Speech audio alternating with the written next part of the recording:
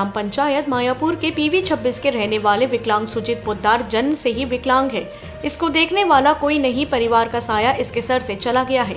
घर में एक बूढ़ा बाप जो कि 75 साल के हैं, साथ में एक विधवा भाभी जिनके 3 बच्चे हैं, जिसके लिए अब सुजीत ही बचा, जो कि उन 3 बच्चों के पढ़ाई लिखाई का जिम्मा उठाना चाह रहे हैं। कमाई कर खाना अब इन परिवार के बस के बात नहीं है। यदि शासन प्रशासन द्वारा इनको कुछ आर्थिक सहायता नहीं मिलती तो परिवार में बचे सदस्य का जीवन यापन करना बड़ी मुश्किल है।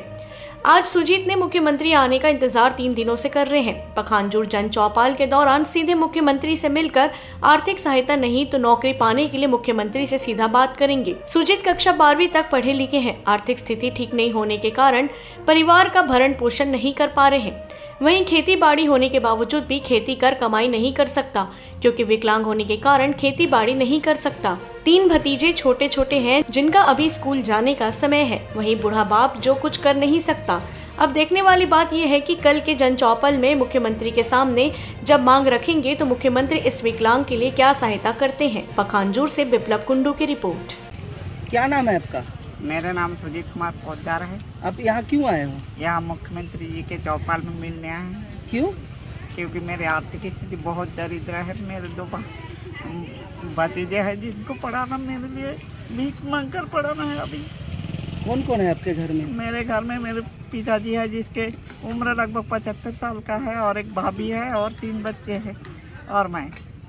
और आपका भाई तो मर गया, वो मेरी मम्मी भी खत्म हो गई। आपके परिवार की इनकम सोर्स क्या है? इनकम सोर्स कुछ भी नहीं है। खेती किसानी भी हम लोग को करने नहीं आता। अभी कौन करेगा? मैं विकलांग हूँ। आप कहाँ तक पढ़े लिखे हो? मैं 12वीं तक पढ़ा हूँ।